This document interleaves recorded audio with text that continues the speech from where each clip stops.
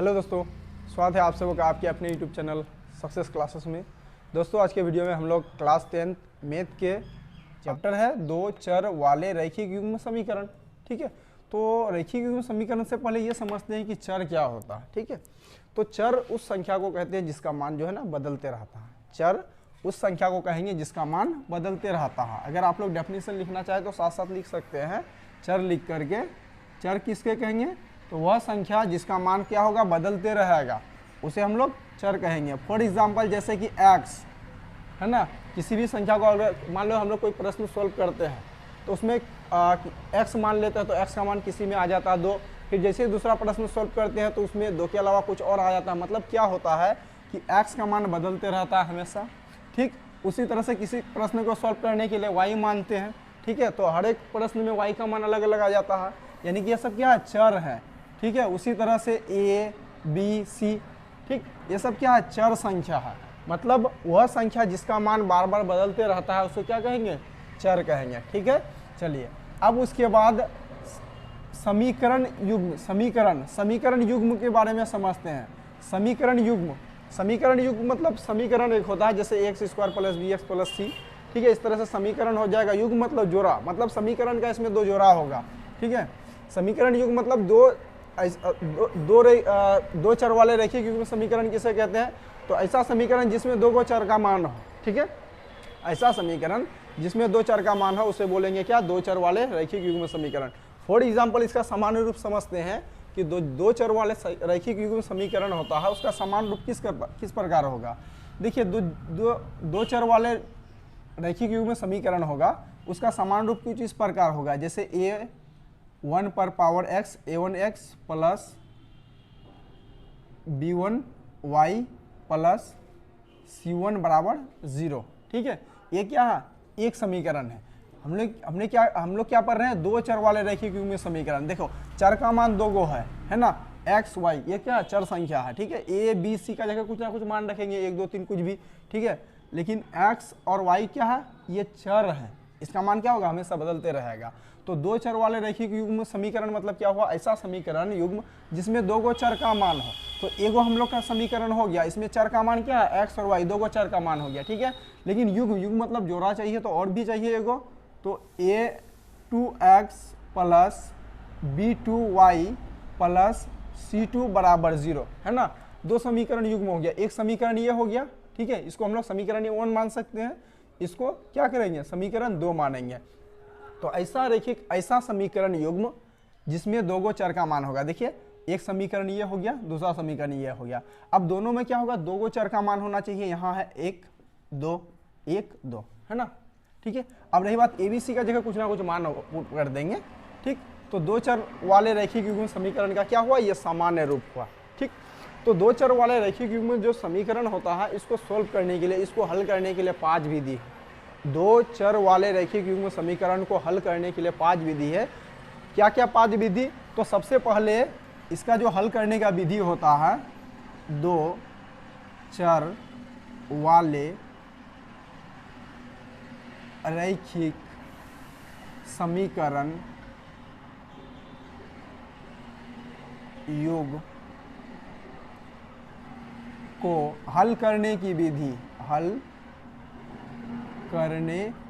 विधि, तो 2 चर वाले रैखिक युग्म समीकरण को हल करने के लिए कुल मिलाकर के 5 विधि है, जिसमें जो सबसे पहला विधि होता है विलोपन विधि।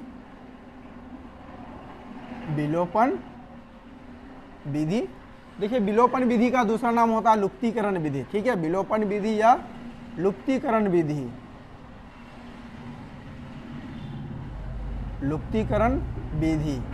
2 चर वाले रैखिक युग्म समीकरण को हल करने के कई विधि है, 5 विधि। सबसे पहला विलोपीकरण विधि या इसी का दूसरा नाम होता है लुप्तीकरण विधि। दूसरा नंबर होता है प्रतिस्थापन विधि। ठीक है, प्रतिस्थापन विधि। उसके बाद जो तीसरा विधि होता है वो होता है तुलनात्मक विधि।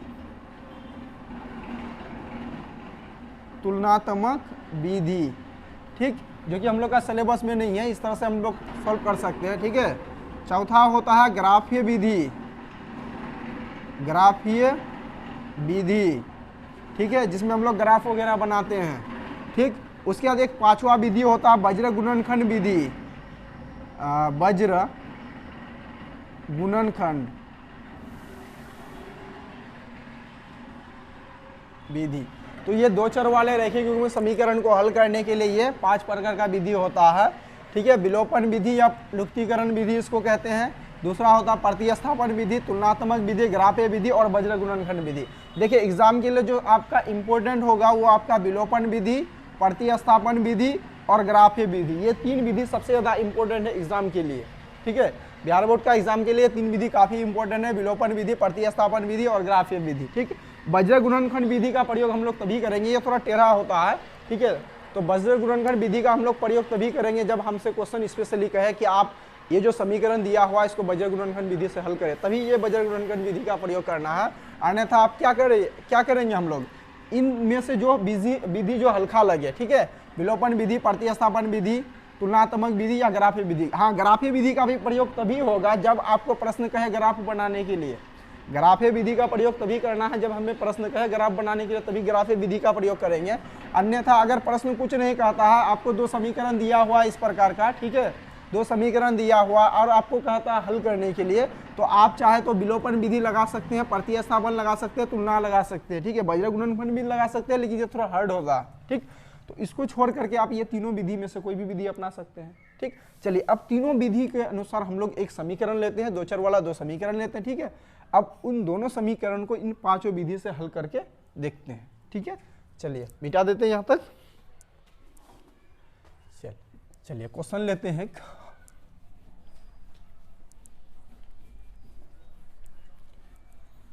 जैसे 2 समीकरण लेना है तो 2 समीकरण ले लेंगे। पहला समीकरण ले लेते हैं x माइनस वाई बराबर 100, ठीक है। ये हम लोग का समीकरण 1 है। 2 समीकरण लेना है। उसी तरह से और एक समीकरण x प्लस वाई बराबर ले लेते हैं 100, ठीक। और एक समीकरण लेते हैं x माइनस वाई बराबर 2, ठीक। ये हम लोग का पास 2 समीकरण है। अब इस समीकरण को हम लोग 5 विधि से हल करेंगे। तो सबसे पहले चलते हैं लुप्तीकरण विधि या विलोपन विधि की ओर, ठीक है। अगर हम इसको लुप्तीकरण या विलोपन विधि से हल करें तो लिख देते हैं कि हम लोग इसको कैसा सॉल्व कर रहे हैं, लुप्तीकरण विधि से। विलोपन विधि या लुप्तीकरण विधि, विलोपन विधि। अगर इसे हम विलोपन विधि से हल करेंगे तो मेरे पास समीकरण है ना, तो समीकरण 1 x प्लस वाई बराबर 100, उसके बाद x माइनस वाई बराबर क्या 2। तो ये रहा क्वेश्चन आपका सॉल्व करते समय यहाँ। अब हमको विलोपन विधि से हल करना है, तो विलोपन विधि के अंतर्गत क्या करना है, या तो x को यहीं गायब कर दो, विलोपन मतलब लुप्त कर देना, या तो x को लुप्त कर दो या तो y को लुप्त कर दो, ठीक है। तो यहाँ x या y दोनों में से किसी एक को आप लुप्त कर दे रहा है। तो चलो क्या करते हैं, लुप्त करते हैं, ठीक। देखो x क्या है, प्लस में भी है और ये दोनों प्लस में है x, ठीक है। अगर हम x को लुप्त करना चाहते हैं तो क्या करेंगे, माइनस लगाएंगे, यहाँ प्लस लगाएंगे, यहाँ माइनस लगाएंगे। ऐसे नहीं, पूरा माइनस में होता है। छोड़ो, ऐसे करते हैं ना। देखो एगो y तो लुप्त हो जाएगा डायरेक्ट, y एक बार प्लस में एक बार माइनस में है, तो इसको हटा दो, है ना। तो अब उसके बाद देखो y का मान क्या हुआ, लुप्त हो गया, मतलब विलुप्त हो गया। हमें क्या करना है, विलोपन विधि से हल करना है। विलोपन विधि से हल करने के लिए क्या करना होगा, या तो x का मान या तो y का मान, दोनों में से किसी एक का मान को आपको क्या करना है, विलोप कर देना होगा, लुप्त कर देना होगा। तो देखिए y का मान जो है ना यहाँ लुप्त हो गया, क्योंकि y एक प्लस में है एक माइनस में है, वो कट गया, मतलब लुप्त हो गया। अब इसको सॉल्व कर दीजिए, x और x, तो क्या होगा 2x बराबर 100 प्लस 2 102, है ना। चलिए अब उसके बाद x बराबर लिख सकते हैं, x बराबर 102 बटे ये जो 2 था x के साथ गुना में था, बराबर के उस पर जाकर तो क्या होगा, भागा में होगा, यानी कि x का मान क्या हुआ 51 हुई है, x का मान निकल गया। अब इस x के वैल्यू को क्या करो, या तो इक्वेशन 1 में बैठा दो या तो 2 में बैठा दो, दोनों में से किसी एक में बैठा करके इसको सॉल्व कर लो। चलो हम जो है ना, इसके आगे आप लोग को नीचे लिखना है। अब क्या करेंगे, x का मान को इक्वेशन 1 में बैठा देते हैं। आप चाहे तो इक्वेशन 2 में भी बैठा करके इसको हल कर सकते हैं। चलिए x में बैठाते हैं, x का मान समीकरण समीकरण एक में रखने पर, समीकरण एक में रखने पर हम लोग क्या करेंगे, x का मान को इक्वेशन एक में रखेंगे। तो इक्वेशन एक को उतार लो, ये हेडिंग दे देना है पहले, x का मान समीकरण एक में रखने पर। उसके बाद समीकरण एक उतारेंगे कि x प्लस वाई बराबर क्या है, 100 है। अब इसमें क्या करना है, x का जगह x है ना, x का मान हम लोग कितना निकाले 51, तो x का जगह 51 लिखेंगे प्लस y बराबर क्या होगा 100 होगा। ठीक है, चलिए अब y का मान रहने देते हैं। ठीक है, y का हमको मान चाहिए क्योंकि x का मान निकला हुआ है, तो ये जो मान है इसके 51 उसको बराबर के उस तरफ लेके जाएंगे, तो y बराबर क्या होगा 100। ठीक है, और ये क्या 50 माइनस में है, ये सॉरी प्लस में है, बराबर के इस पर जाने के बाद माइनस हो जाएगा। तो अब y का मान क्या हो गया, 100 में से घटाएंगे तो कितना होगा 49। यानी कि लास्ट में आपको आंसर क्लियर कर देना है कि x का मान कितना आया 51 आया, और जो y का मान है y का वैल्यू 49 हुआ। ये हम लोग का विलोपीकरण विधि से इस तरह से सॉल्व होता है। फिर से एक बार समझ लीजिएगा, विलोपीकरण विधि में क्या करना है कि ये हमारे पास समीकरण एक रहा, ये दो रहा। ठीक है, विलोपीकरण विधि में क्या करना है, आपको x का मान या y का मान दोनों में से किसी एक का मान को गायब कर देना है, मतलब विलोप कर देना है, लुप्त कर देना है। तो देखिए x क्या था, ये जो y का मान है ये प्लस में था और माइनस में था, इसको काट दिए, मतलब ये क्या हुआ लुप्त हो गया, विलुप्त हो गया। ठीक, अब उसके बाद बैलेंस कर दो x और x, ये भी प्लस में है ये भी प्लस में है, तो एक x और एक x, दो ठो x मिला करके क्या होगा 2x बराबर 100 प्लस 2 102। तो अब यह जो 2 है x के साथ गुना में है, बराबर के उस पर भेज दिए, क्या हुआ भगा में चल गया, तो x बराबर 102/2। तो 51 क्या हुआ, x का मान आ गया। जैसे ही x का मान आ गया, इस x के वैल्यू को या तो इक्वेशन एक में बैठा दो या तो दो में बैठा दो, दोनों में से किसी एक में बैठा करके सोल्व कर लो, y का मान आ जाएगा। तो हमने क्या किया, इसको x का मान को जो 51 मान आया, इसको हम क्या किए इक्वेशन एक में बैठा दिए, तो फिर से इक्वेशन एक उतार लिए, x प्लस वाई बराबर क्या 100। ठीक है, चलिए अब उसके बाद क्या किया, x का जगह 51 जो निकाले उसको बैठा दिए, y का जगह y रहने दिए बराबर 100। अब y का मान रहने दिए, ये 51 बराबर के इस पर प्लस में था, बराबर के उस पर गया माइनस हो गया 100 में से, तो y का मान कितना आ गया 49। तो इस तरह से मान क्या हुआ, x का मान निकला 51 और y का मान 49। ठीक है, इस तरह से हम लोग का जो विलोपीकरण विधि होता है, विलोपीकरण विधि से इस तरह से हम लोग इस क्वेश्चन को सॉल्व कर लिए। चलिए अब आगे चलते हैं विलोपीकरण विधि के बाद प्रतिस्थापन विधि की ओर। फिर यही हम लोग समीकरण लेते हैं, इसी समीकरण को देखो विलोपीकरण विधि से याद रखना कि क्या मान आ गया, x का वैल्यू आ गया 51 और y का वैल्यू 49। अब इसी को हम लोग क्या करेंगे, यही दो समीकरण को अब प्रतिस्थापन विधि से हल करते हैं। उसमें भी क्या होगा, x का मान इतना ही रहेगा और y का मान इतना ही रहेगा। चलिए प्रतिस्थापन विधि की ओर।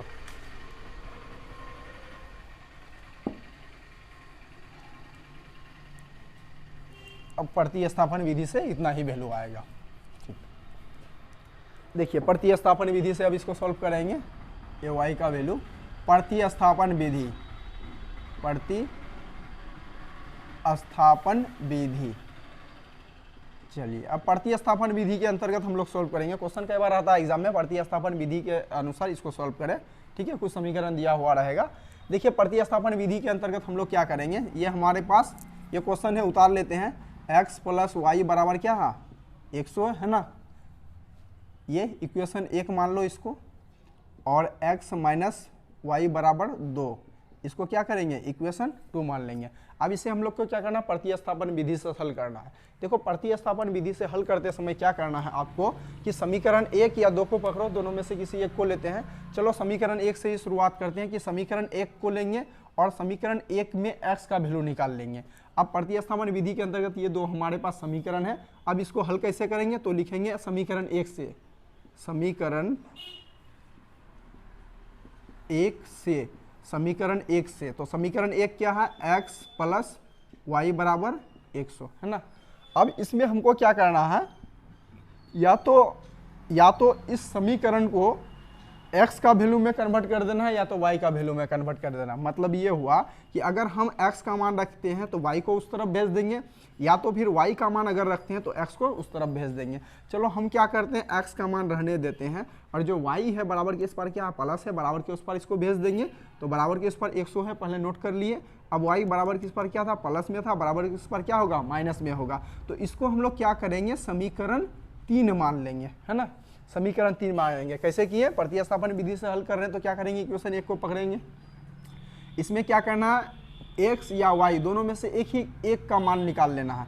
तो हमने क्या किया, x का मान निकाल दिया, x का मान रहने दिए और y जो बराबर के इस पर था उसको उस तरफ भेज दिए। अगर आप चाहे तो इसमें y का भी मान रख करके x के वैल्यू को उस तरफ कर सकते हैं, ठीक है। चलो हमने क्या किया, x का वैल्यू को रख दिया, यानी कि ये जो समीकरण था इसका x का वैल्यू में कन्वर्ट कर लिए। तो x का मान बराबर के इस पर रहा, ठीक है। y का मान जो बराबर के इस पर था बराबर के उस पर भेज दिए, तो ये प्लस में था, उधर जाकर के माइनस हो गया। इसको समीकरण 3 मान लिए, ठीक है। अब ये क्या समझ लो कि हमें क्या हुआ, x का मान ज्ञात हो गया, ठीक। अब इसी x के वैल्यू को क्या करेंगे, अब इक्वेशन 2 में इसको हम लोग क्या किए, इक्वेशन 1 से सॉल्व किए। तो अब इक्वेशन इसी वैल्यू को हम लोग को क्या करना, इक्वेशन नंबर 2 में बैठाना है। तो लिखेंगे, इससे आगे का काम हम यही कर रहे हैं, ठीक है। आप लोग उतारते समय नीचे कीजिएगा। चलिए अब ये क्या करना है, ये जो x का वैल्यू आ गया 100 माइनस वाई, इसको हम लोग क्या करेंगे, इक्वेशन 2 में बैठाएंगे। अब इक्वेशन 2 में बैठाना, क्योंकि हम लोग ये वाला वैल्यू किससे लाए, इक्वेशन 1 से लाए, ठीक है। इक्वेशन 1 से लाए जब ये मान, तो वापस हमको इक्वेशन 1 में नहीं बैठाना है, इक्वेशन 2 में बैठाना है। तो लिखेंगे x का मान, ये जो x का मान आ गया, x का मान समीकरण, ठीक, 2 में रखने पर, ठीक। अब ये जो x का मान आ गया, आप चाहे तो ऐसे भी लिख सकते हैं, समीकरण 3 का मान समीकरण 2 में रखने पर, ये भी आप लिख सकते हैं, ठीक है। इसको क्योंकि हम लोग समीकरण 3 माने हैं, हम आपको डायरेक्ट लिख दिए कि x का वैल्यू, ये जो x का वैल्यू हो गया 100 माइनस वाई, इसको हम क्या करेंगे, समीकरण किस में रखेंगे, 2 में रखेंगे। तो वही लिख दिए कि x का मान जो है समीकरण हमको 2 में रखना है। तो समीकरण 2 है क्या भैया, तो समीकरण 2 उतार लो, x माइनस वाई बराबर क्या है, 2 है ना। चलिए x का मान तो मालूम है, x का जगह क्या बैठाएंगे, 100 माइनस वाई, एक्स का जगह बैठाना है। x का वैल्यू हम लोग निकाले हैं 100 माइनस वाई, ये रहा 100 माइनस वाई, एक्स का वैल्यू हो गया। चलिए x का वैल्यू बैठा दिए, उसके बाद क्या है, माइनस का y है ना। तो माइनस का फिर y लगाएंगे, बराबर के इस पर 2 है।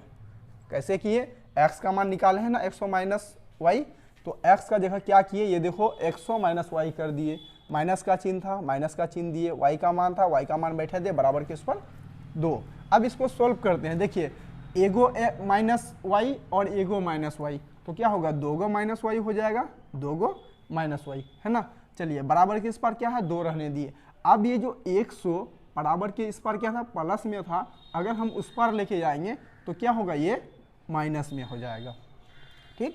अब क्या बचा, माइनस का 2y बराबर, अगर हम 2 में 100 माइनस कर देंगे तो क्या बचेगा, माइनस का 98 बचेगा। अब इसको काटेंगे, देखो इधर का माइनस इधर का माइनस क्या हुआ, कैंसिल हो गया ना, ठीक।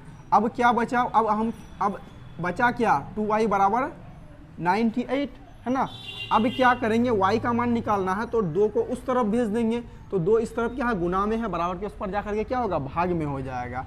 तो y बराबर क्या होगा, 98/2, तो y का मान क्या हो गया, 49। अगर हम 98 को 2 से भाग देंगे तो क्या होगा, 49 होगा, ठीक है। चलिए अब उसके बाद क्या करेंगे, हम लोग को y का मान आ गया। अब ये जो y का वैल्यू है, हमें क्या करना है, अब इसको चाहे तो y का वैल्यू को हमको x का मान भी निकालना है ना। तो x का वैल्यू को आप चाहे तो समीकरण 1 में बैठा दो, सॉरी y का वैल्यू को आप चाहे तो समीकरण 1 में बैठा दो, x का वैल्यू आ जाएगा, या 2 में बैठा दो या 3 में बैठा दो, आप कहीं भी बैठा दो, y का वैल्यू को x का वैल्यू आ जाएगा। तो हम लोग क्या करते हैं कि y का जो वैल्यू है इसको हम लोग समीकरण 3 में बैठा करके देखते हैं। तो लिखना पड़ेगा यहाँ सॉरी इसके आगे आप नीचे उतारिएगा, जगह नहीं है इसलिए हम साइड में लिख रहे हैं। अब यहाँ क्या करेंगे, y का मान को समीकरण 3 में बैठाएंगे, तो इसका हेडिंग लिखना है कि y का मान समीकरण 3 में रखने पर, क्या करेंगे, y का मान समीकरण 3 में रखेंगे। तो आपको समीकरण 3 उतार लेना है। देखिए समीकरण 3 क्या है, x बराबर 100 माइनस वाई, तो हम लिख लेते हैं x बराबर 100 माइनस वाई, है ना। चलिए y का तो मान मालूम है, x का मान नहीं मालूम है, x का मान रहने दो, बराबर 100 है, 100 लिखेंगे माइनस y का मान क्या है, y का मान निकालना 49, तो आपको यहाँ जो है ना 49 रखना है। तो x का वैल्यू क्या हो गया 100 माइनस 49, सॉरी 100 माइनस 100 में से हम क्या करेंगे, x का वैल्यू क्या होगा 100 में 49 माइनस कर देंगे तो 51। तो इस तरह से क्या हुआ, x का मान 51 हो गया और y का मान 49 हो गया। देखिए वही मान है ना जो हम लोग क्या किए, सबसे पहले विलोपन विधि से हल किए क्वेश्चन को, तो विलोपन विधि से कितना है, x का मान 51 आ गया और y का मान 49 आ गया। फिर इसी समीकरण को हम लोग प्रतिस्थापन विधि से हल कर लिए, तो प्रतिस्थापन विधि में ही उतना आता है, ठीक है। तो आपको एक विलोपन विधि, एक प्रतिस्थापन विधि काफ़ी इंपॉर्टेंट होता है, इसको भी कर लेना। एक बार हम फिर से रिवाइज करा देते हैं आपको। देखो प्रतिस्थापन विधि कैसे सॉल्व किए, ये हमारे पास दो समीकरण है, इसमें क्या किए समीकरण 1 से लिए, समीकरण 1 को उतार लिए पहले, ठीक है। अब इसमें समीकरण 1 में क्या किए, x का मान को रखें और y का मान को क्या थे, ये बराबर के इस पर प्लस में था तो बराबर के उस पर क्या किए माइनस में कर दिए। इसको हम लोग क्या किए, समीकरण 1 2 था 3 मान लिए।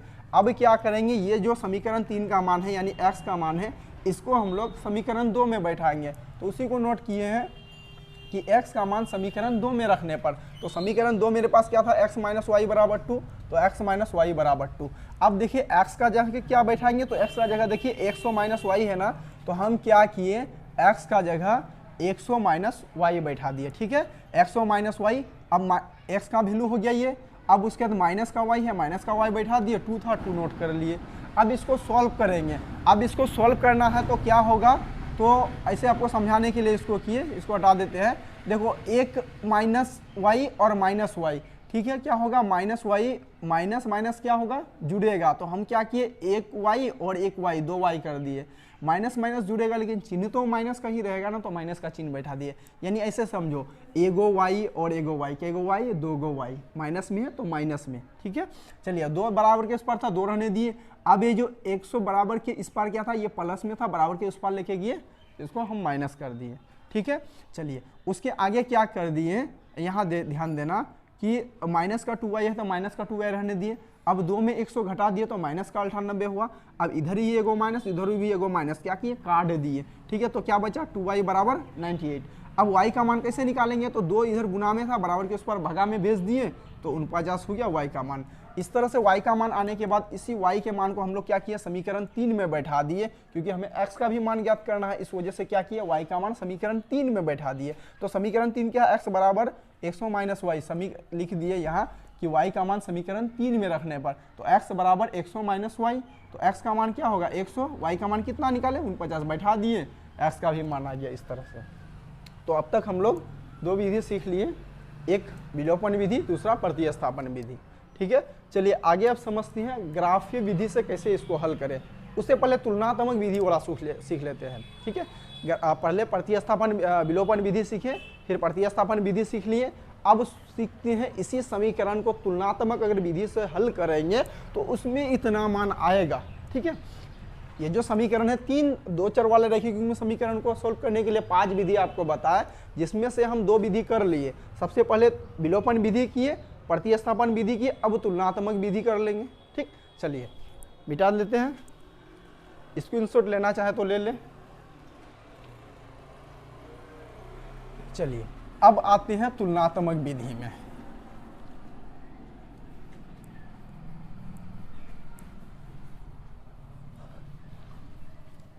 देखिए तुलनात्मक विधि,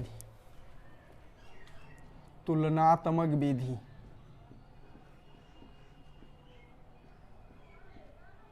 तुलनात्मक विधि से भी हम लोग 2 चर वाले रैखिक समीकरण को हल कर सकते हैं, है ना। चलिए तो तुलनात्मक विधि के अंतर्गत क्वेश्चन ये रहा हम लोग का, ठीक है। ये क्वेश्चन है, इसको उतारेंगे x प्लस वाई बराबर 100, इसको समीकरण 1 मान लेना है। फिर x माइनस वाई बराबर 2, इसको क्या करना है समीकरण 2 मानना है। इसे हम लोग अगर तुलनात्मक विधि से हल करेंगे तो पहले समीकरण 1 को लेंगे, इसमें x का मान निकाल लेंगे, फिर समीकरण 2 को लेंगे, इसमें x का मान निकाल लेंगे, फिर दोनों को तुलना करेंगे। देखिए सबसे पहले समीकरण 1 से समीकरण एक से क्या करना है कि x प्लस वाई बराबर 100। अब इसमें क्या करना है आपको कि x का मान रहने दो, y को उस तरफ भेज दो, या फिर y का मान रहने दो, x को उस तरफ भेजो। चलो हम लोग क्या करते हैं, x का मान रहने देते हैं। अब y को क्या था, बराबर के इस पर प्लस में था, बराबर के उस पर क्या करेंगे, माइनस में भेज देंगे। इसको मान लेंगे समीकरण 3 मान लेंगे, है ना। चलिए अब उसके बाद क्या करना है, अभी x से क्या किए, x जो समीकरण 1 था उसमें x का मान निकाल लिए, उसके बाद क्या किए, इसको समीकरण 3 मान लिए। अब इसी तरह से काम हमको क्या करना है कि जो समीकरण 2 को लेना है, फिर समीकरण 2 को भी क्या करना है, x में कन्वर्ट कर लेना है। तो आगे लेंगे समीकरण 2 से, ठीक है, समीकरण 2 से। तो समीकरण 2 में क्या है, x माइनस वाई बराबर 2, है ना। अब इसमें भी क्या करना, जिस प्रकार किए ना, ये वाला समीकरण में x का मान पुट कर लिए, फिर इस वाले समीकरण को क्या करेंगे, इसको भी x में कन्वर्ट कर लेंगे। तो उसके लिए क्या करना होगा, y को उस तरफ भेजना होगा। चलो भेज दो, x बराबर 2। देखो y क्या था, बराबर के इस पर माइनस में था, तो बराबर के उस पर प्लस में हो जाएगा। इसको मान लेते हैं हम लोग समीकरण 4, है ना। इसको समीकरण 4 मान लिए। अब आगे क्या करेंगे, तुलना करेंगे, क्योंकि हम लोग कौन सा विधि पढ़ रहे हैं, तुलनात्मक विधि। तो तुलनात्मक विधि के अंतर्गत तुलना करना होगा, जी हाँ तुलना करना होगा। तो समीकरण 3 और समीकरण 4 का देखो तुलना करके क्या होता है। समीकरण 3 में क्या होता है, x बराबर 100 माइनस वाई है, और समीकरण 4 में क्या है, x का मान 2x बराबर है 2 प्लस वाई का। अच्छा मान लेते हैं कि एक व्यक्ति ए है, सपोज यहाँ मान लो कि एक व्यक्ति ए है, इसका दोस्ती बी के साथ भी है, समझना। फिर वही एक व्यक्ति, मतलब इसको मान लिया सपोज ए है ये, ठीक है, ए नामक व्यक्ति है, इसका दोस्ती क्या है, बी के साथ है, ठीक है, ये ए ये बी मान लिया, ठीक। अब उसी तरह से मान लो कि ये भी एक्स है, मतलब एक व्यक्ति ए ही है, ठीक है, इसका दोस्ती क्या है, सी के साथ भी है, समझना। एक व्यक्ति है ए, इसका दोस्ती बी के साथ है, ठीक। और एक व्यक्ति फिर से है, यही है, देखो यही है, ठीक, इसका दोस्ती क्या है, सी के साथ भी है। जब ए का दोस्ती बी के साथ भी, ए का दोस्ती सी के साथ भी, इसका मतलब हम इससे निष्कर्ष निकाल करके बता सकते हैं कि बी और सी का भी दोस्ती होगा, है ना। तो क्या होगा, ये दोनों जब ए इसके बराबर बी के बराबर है, ए अगर सी के बराबर भी है, तो बी भी तो सी के बराबर होगा, ये दोनों भी तो आपस में बराबर होगा। यही हम आपको समझाना चाहते हैं। अगर यहाँ समझ में नहीं आया तो कोई दिक्कत नहीं, उसको छोड़ो, आगे आ जाओ। ये समीकरण क्या किए, 1 से समीकरण 3 निकाल लिए और 2 से समीकरण 4 निकालिए। अब समीकरण 3 और 4 का क्या करेंगे, तुलना करेंगे। लिखेंगे समीकरण 3 तथा 4 से। देखो समीकरण 3 और 4 से क्या होगा, समीकरण 3 में क्या होता है, x बराबर 100 माइनस वाई है। फिर समीकरण 4 में क्या है, x बराबर 2 प्लस वाई है, यानी कि x बराबर है तो ये दोनों भी क्या होगा, बराबर होगा। तो यहाँ लिखेंगे 100 माइनस वाई बराबर किसका होगा, 2 प्लस वाई का, है ना। जब ये दोनों बराबर, तो इधर भी दोनों बराबर होना चाहिए। लेफ्ट हैंड साइड अगर बराबर होता तो राइट हैंड साइड भी बराबर ही ना होगा, हाँ। चलिए तो 100 माइनस वाई और दूसरी तरफ 2 प्लस वाई। अब इसमें मान बैठाइए, देखिए इसमें क्या करना है कि y का मान को उस तरफ भेज दो या उसको इस तरफ लेकर के जाओ। चलो y का मान इस तरफ रख देते हैं, माइनस वाई है। अब ये जो y का मान है बराबर के उस पर क्या है, प्लस में है, तो इधर क्या होगा, माइनस में होगा। बराबर 2 है तो 2 रहने देंगे। अब ये जो 100 है बराबर के इस पर क्या है, प्लस में है, बराबर के उस पर भेजेंगे क्या होगा, माइनस में होगा। अच्छा माइनस वाई माइनस एगो वाई माइनस एगो वाई, तो माइनस का 2 वाई हो जाएगा। माइनस का 2 वाई बराबर कितना होगा, 2 में अगर 100 माइनस कर देंगे तो माइनस का 98 होगा। अच्छा इधर का एगो माइनस इधर का एगो माइनस काट तो सकते हैं ना, हाँ। चलिए तो क्या हुआ, 2y बराबर 98 हुआ, यानी कि y का मान क्या होगा, 98/2, यानी कि y का मान 49 होगा। ये लो y का मान आ गया। अब आप इस y के मान को समीकरण 1 2 3 4 जहाँ भी बैठाना हो बैठा दो, x का मान आ जाएगा, ठीक। चलिए हम लोग क्या करते हैं, y का मान को समीकरण 2 ही में बैठा देते हैं अभी। चलिए लिखेंगे y का मान समीकरण 2 में रखने पर, ठीक है, इसको हम लोग क्या करेंगे, समीकरण 2 में रखेंगे। चलो समीकरण 2 क्या है, तो x माइनस वाई बराबर 2 है ना।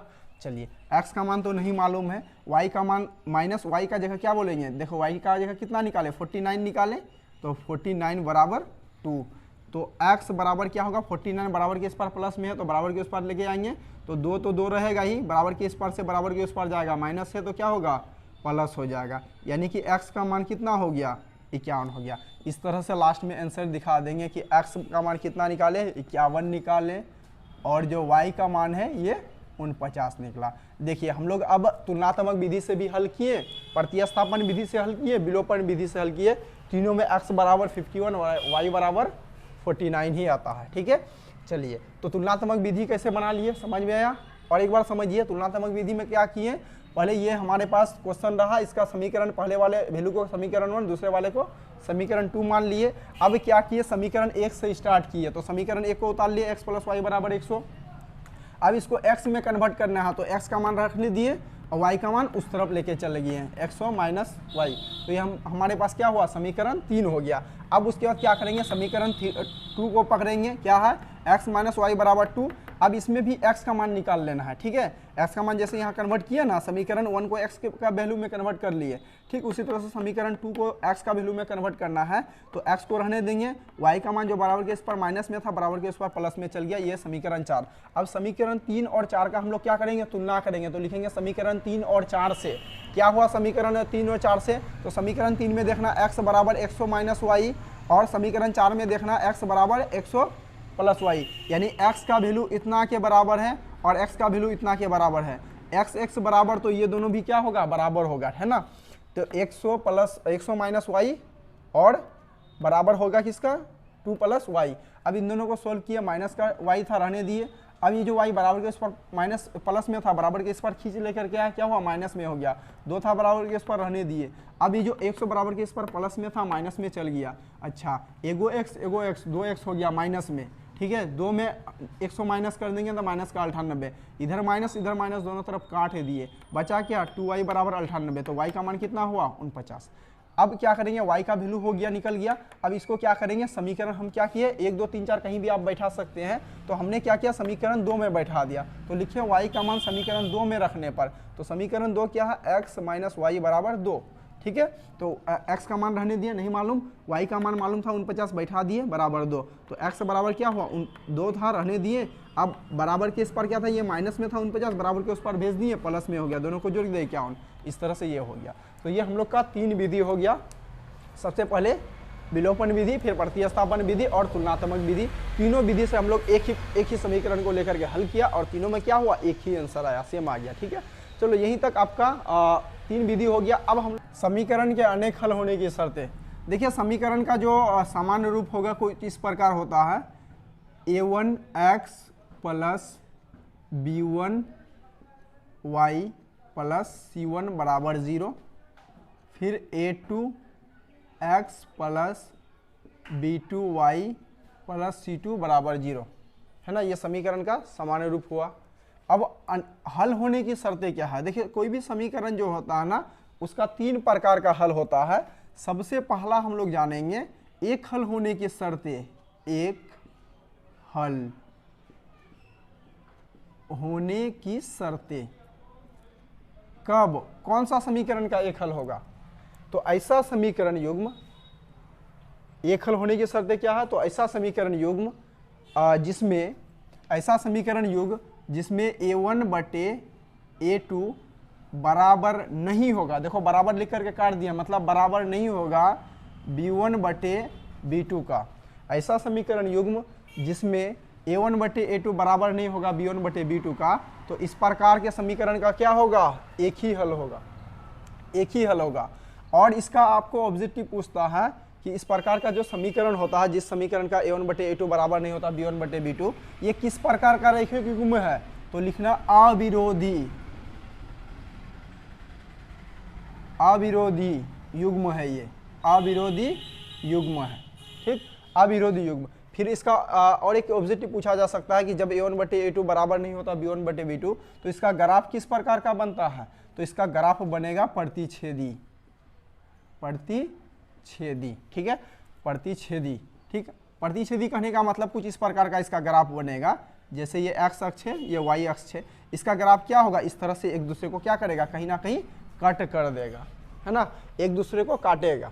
ठीक, तो इस प्रकार का जो जिसमें एक ही हल होगा, ठीक है, उसका ग्राफ क्या होगा, एक दूसरे को कट करेगा। तो अगर आप इसका डेफिनेशन लिखना चाहते हैं तो लिख सकते हैं, एक हल होने की शर्त है। तो ऐसा रैखिक समीकरण युग्म जिसमें a1/a2 बराबर नहीं होगा b1/b2 का, तो उसे एक हल वाले रैखिक समीकरण युग्म कहेंगे। ठीक है, इस प्रकार के समीकरण का अविरोधी युग्म होता है। इस प्रकार का जो समीकरण होगा ये अविरोधी युग्म होता है और इसका ग्राफ जो है ना प्रतिच्छेदी होता है, मतलब एक दूसरे को कहीं ना कहीं कट करता है। ठीक, समझ में आ गया। तो एक हल होने की शर्तें क्या है, जब a1/a2 और बराबर नहीं होगा b1/b2 का, तो ये क्या होगा, इसका एक ही हल होगा। कैसा युग्म है ये, तो अविरोधी युग्म होगा। इसका ग्राफ किस प्रकार का होगा, तो प्रतिच्छेदी होगा। ठीक, अब से ऑब्जेक्टिव में पूछा जा सकता है एग्जाम में कि a1/a2 बराबर नहीं है b1/b2, कैसा युग्म है, तो ध्यान देना अविरोधी युग्म। ठीक है, अब फिर पूछा जा सकता है a1/a2 बराबर नहीं है b1/b2, इसका ग्राफ किस प्रकार का होगा, प्रतिच्छेदी होगा। कैसा हल होगा, तो ध्यान देना अनेक हल। जब a1/a2 बराबर नहीं होगा b1/b2 तो क्या होगा, इसका अनेक हल होगा। ठीक है, और इसका ये जो समीकरण है, ये समीकरण किस टाइप का होगा, विरोधी युग्म होगा। ठीक है, समीकरण किस युग्म का होगा, तो विरोधी युग्म का होगा। ग्राफ कैसा होगा, प्रतिच्छेदी होगा। इसका एग्जाम्पल के तौर पर आप समझिए, जैसे हम ले लेते हैं ये 9x, ठीक है, प्लस 5y, ठीक है, बराबर 0, और ले लेते हैं यहाँ 2x प्लस 3y बराबर 0। ठीक है, 3y प्लस 2 बराबर 0, है ना। अब देखिए इसमें a1 कितना होगा, 9/2 बराबर b1 का मान क्या होगा, 5/3। देखो क्या आपको लगता है कि a1/a2 बराबर है, नहीं है, कटने पर भी बराबर होगा, ये तो कटेगा ही नहीं, है ना। a1/a2 और b1/b2 बराबर नहीं है, तो इस प्रकार इसका जो ग्राफ बनेगा ये प्रतिच्छेदी ग्राफ बनेगा। और ये किस प्रकार का हल होगा, किस प्रकार का हल होगा, एक ही हल होगा। इसमें एक ही हल होगा। ठीक है, याद रखना इसमें एक ही हल होगा। जब a1/a2 जो है b1/b2 का बराबर नहीं होता है तो ये अविरोधी युग्म होता है, इसका ग्राफ प्रतिच्छेदी होता है और इसका हल एक ही होता है। ठीक है, चलिए अब उसके बाद दूसरा हम लोग समझते हैं, उतारना है तो उतार सकते हैं। चलिए आगे देखिए, नेक्स्ट पॉइंट है कोई हल नहीं, कोई हल नहीं। देखो कोई हल नहीं होने का शर्त क्या है, कोई हल नहीं की शर्तें। ठीक है, कोई हल नहीं होने का शर्तें क्या है। ठीक है, तो ऐसा रैखिक समीकरण जिसमें a1/a2, ऐसा रैखिक समीकरण जिसमें, ध्यान देना, ऐसा रैखिक समीकरण जिसमें a1/a2 बराबर होगा b1/b2 के, लेकिन बराबर नहीं होगा c1/c2 का।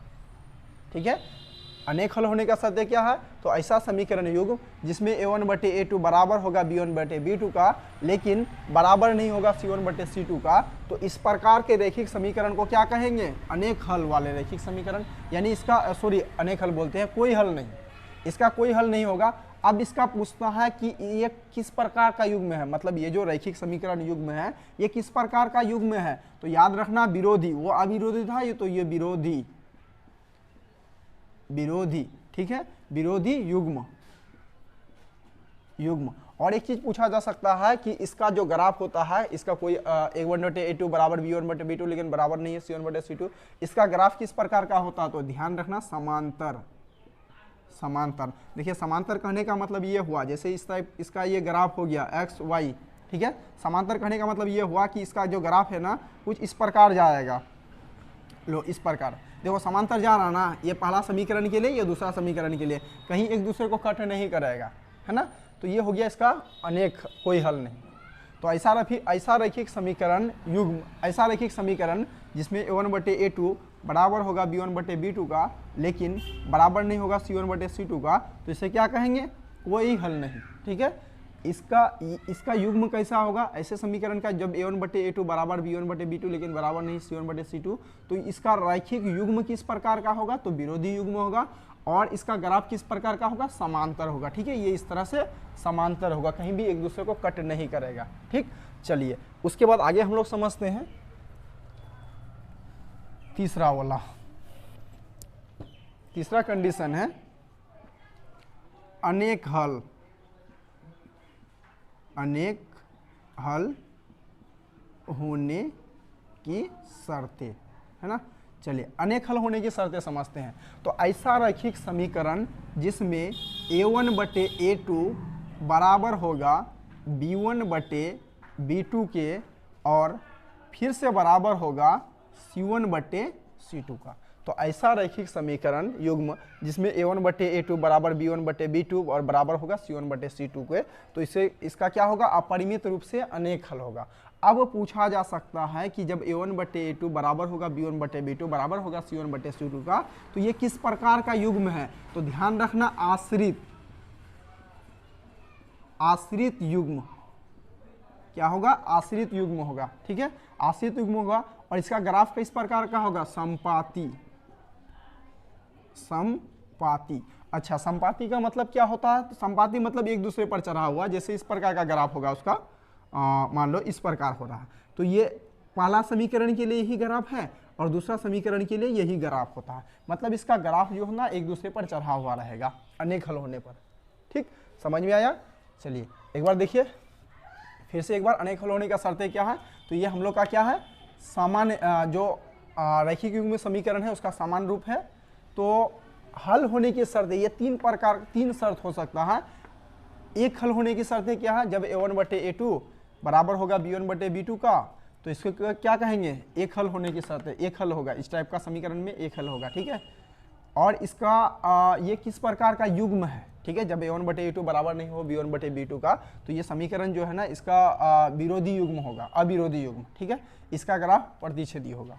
ठीक, उसी तरह से कोई हल नहीं होने का शर्त क्या है, जब a1/a2 बराबर होगा b1/b2 का लेकिन बराबर नहीं होगा c1/c2 का, तो ये क्या होगा, इसका कोई हल नहीं होगा। ठीक है, इसका युग्म कैसा है, तो विरोधी युग्म होगा। और इसका ग्राफ कैसा होगा, तो समांतर होगा। ठीक है, युग्म और ग्राफ। ठीक है, युग्म विरोधी और ग्राफ समांतर। ठीक, उसी तरह से अनेक हल होने की शर्तें क्या है, जब a1/a2 बराबर होगा b1/b2 का और बराबर होगा c1/c2 का, तो क्या होगा, ये अनेक हल होगा। ठीक है, इस प्रकार के समीकरण में क्या होगा, अनेक हल होगा। और ये किस प्रकार का युग्म है, तो आश्रित युग्म, मतलब एक दूसरे पर डिपेंडेंट। ठीक है, उसके बाद इसका ग्राफ किस प्रकार का होगा, तो संपाती होगा। संपाती मतलब एक दूसरे पर चढ़ा हुआ। ठीक, ये हो गया अनेक हल होने की शर्तें। आई होप आपको लोगों को अच्छी तरह से समझ में आया होगा। ठीक है, आप कमेंट करके जरूर बताएं आपको समझ में आया कि नहीं आया, क्या